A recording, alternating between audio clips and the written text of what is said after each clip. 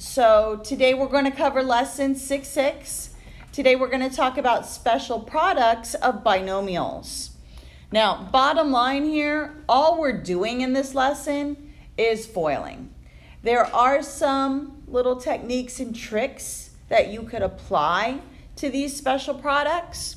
However, what I've seen in the past is people get confused with the tricks. Now, if you're good at tricks, by all means use it. However, if you're afraid you're going to get confused, foil or distribute. Either method is the one that will never fail. So let's go ahead and take a look here. We have our little quick warm up here, and we can see that 4 squared, that's obvious. It means 4 times 4, which gives us 16. Same thing with the 7 squared. 7 times 7 is 49.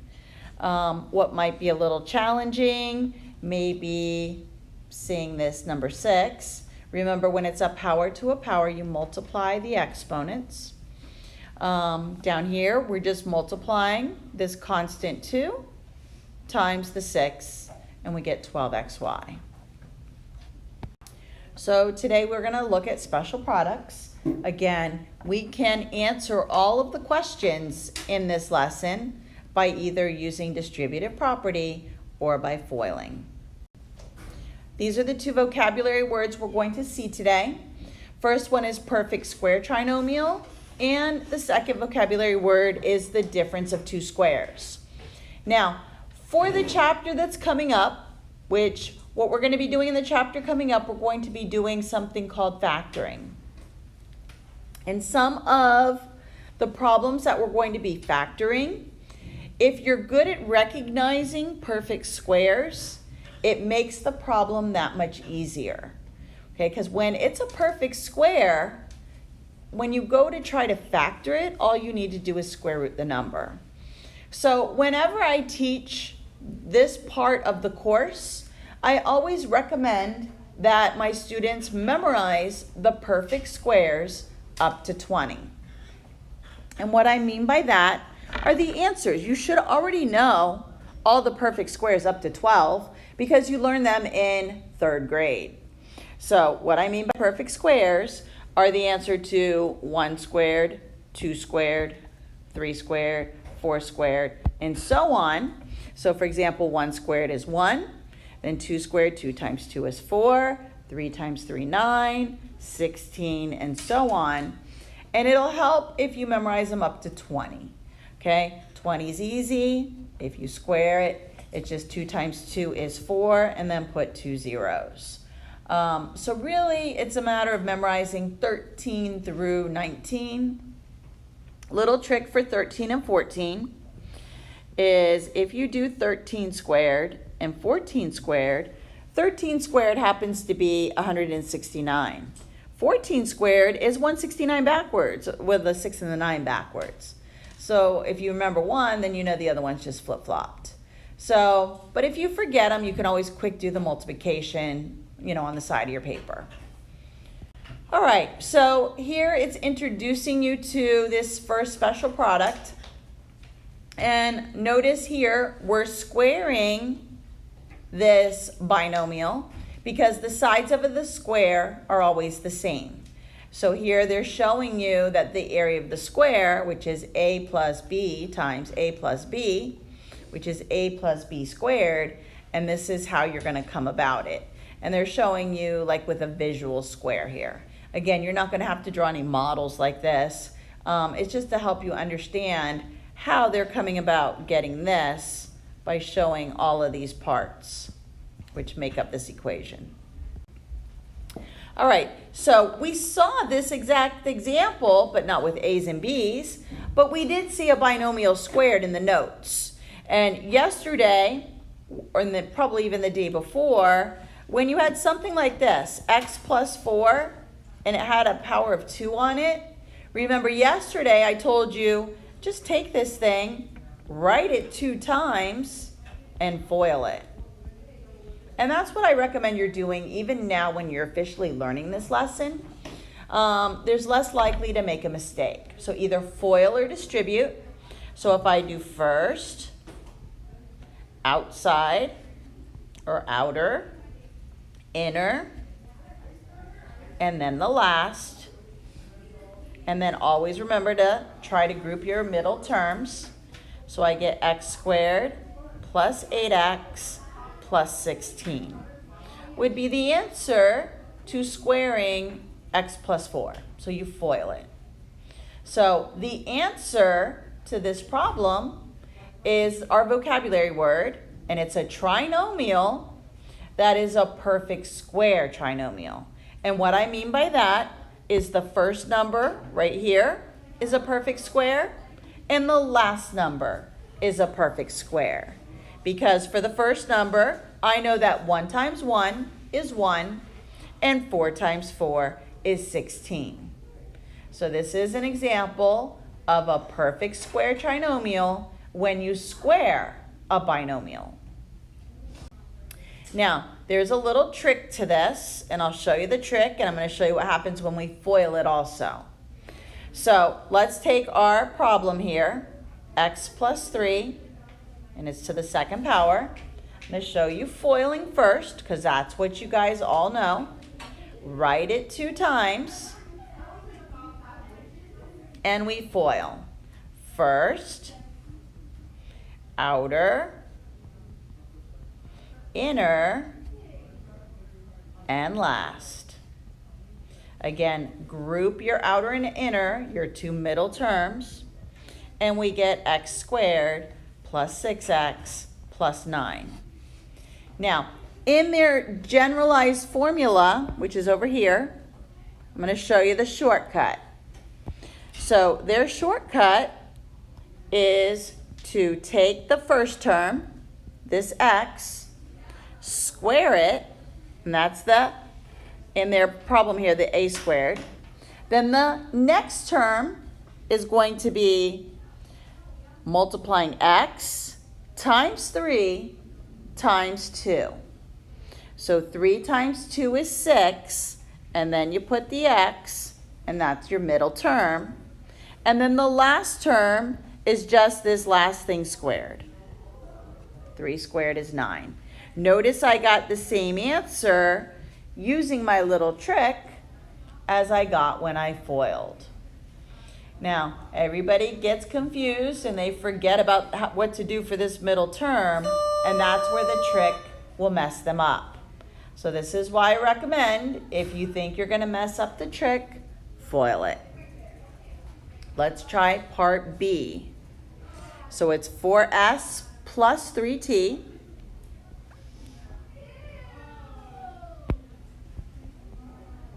And the whole thing is squared. I'm going to FOIL it because that method never fails for me. And everybody loves to FOIL. So again, first, 4 times 4 is 16. S times S is x squared. The 2 outer, 4 times 3 is 12. S and a t. Then the 2 inner, same thing.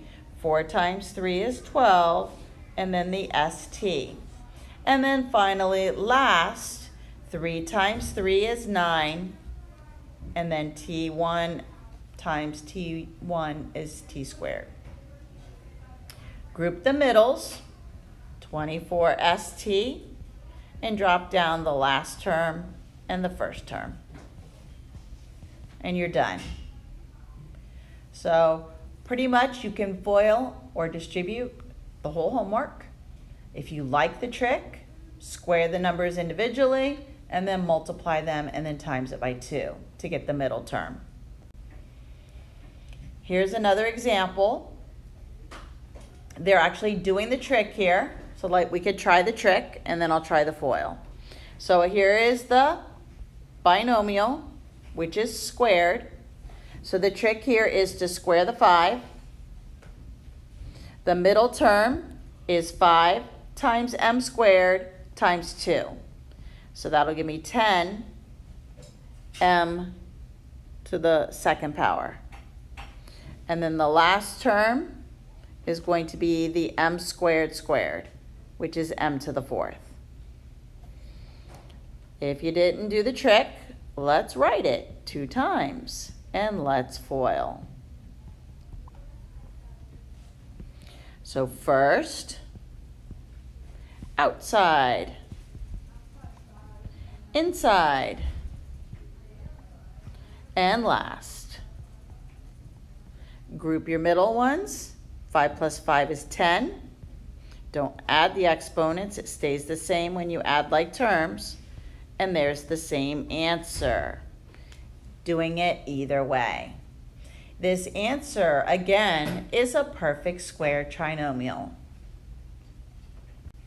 Everybody good so far? So basically, it's the same thing. Here are 2 more examples. They're doing the trick. So again, if you want to do the trick here, you square x. Middle term is x times 6 times 2, which gives you 12x, and then the 6 squared. And that's how you do the trick. Okay? Or FOIL it. Write it 2 times.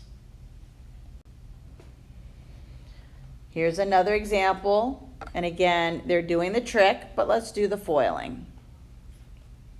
1 plus c to the 3rd, and write it 2 times. And again, first, outer,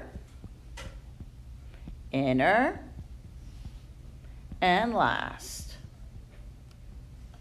Group your middle guys. 1c to the 3rd plus 1c to the 3rd gives me 2c to the 3rd.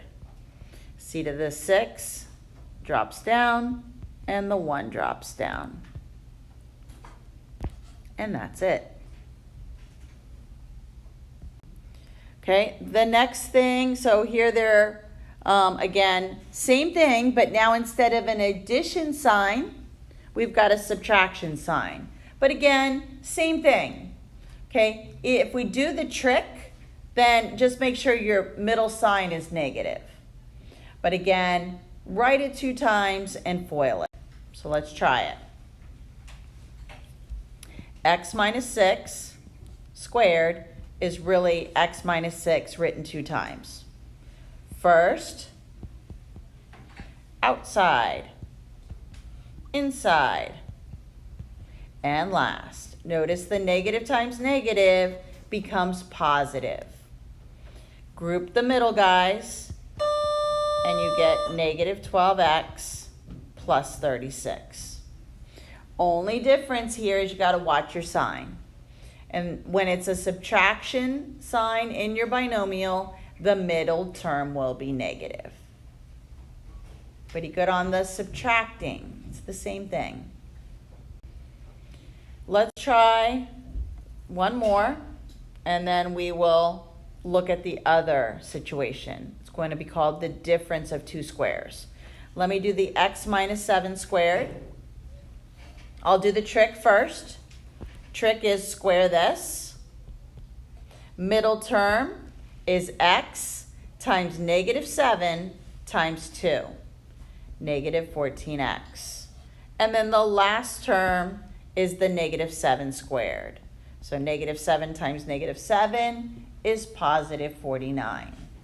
Again, if you're FOILing, write it 2 times. First, outside, inside, and last. Group your middle terms,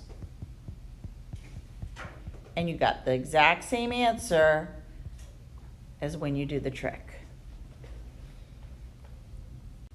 Let's look at the case of the difference of 2 squares. In this case, after you FOIL it, the middle terms are going to cancel out. So your setup is always going to be same numbers here, or same letter here, but the second one will be same number but opposite signs. So watch what happens when I FOIL that. X plus 4 times x minus 4. When I do first, I get x squared. When I do outer, negative 4x. When I do inner, positive 4x. And then last, gives me negative 16. Notice my middle terms here. Negative 4x plus 4x, it's out of there. So now I'm left with x squared minus 16. My answer here is called the difference of two squares. Okay, and what that means is difference means subtraction. So it's a subtraction problem, and both of these numbers are perfect squares. I can assume a 1 here, because 1 times 1 is 1, and 4 times 4 is 16. Let's try another example. 10, let me write it in a different color. So 10 plus b and 10 minus b. We're going to FOIL. First is 100. Outside is negative 10b. Inside, positive 10b. And last is negative b squared. I'm going to now group my like terms. Notice again, the middle ones are gone. So now I have 100 minus b squared. Again, the difference, meaning a subtraction problem, of two squares, two perfect squares. 100 is a perfect square, and remember you can assume a 1 there, and 1's a perfect square.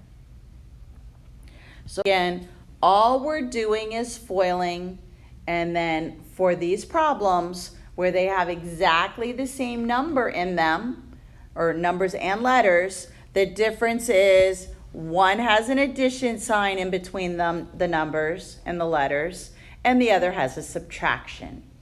Once I FOIL it, it's going to turn into another binomial, and that binomial is called the difference of two squares. Let's see what else we have here. There's more examples. Again, they're FOILing. No trick here, okay? If you realize right away that it's just going to be the difference of two squares, you could just, multiply this and this. However, if you're unsure, do the whole problem out. Cancel that outer and inner. We're going to be doing a lot of FOILing when we factor, because that's going to be the way to check our answers. Okay, here is a problem-solving application. Here it wants us to write a polynomial that represents the area of the yard around the pool. This is a good classic SAT question. You would first find the area of the larger rectangle, which represents the yard. So you would FOIL x plus 5 and x plus 5.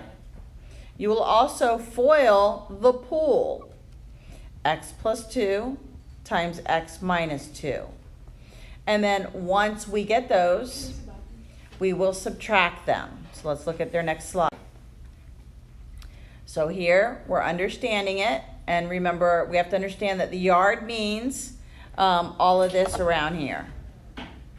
So here we go. We're going to find the area of the yard, which is x plus 5 times x plus 5, which they FOILed it here.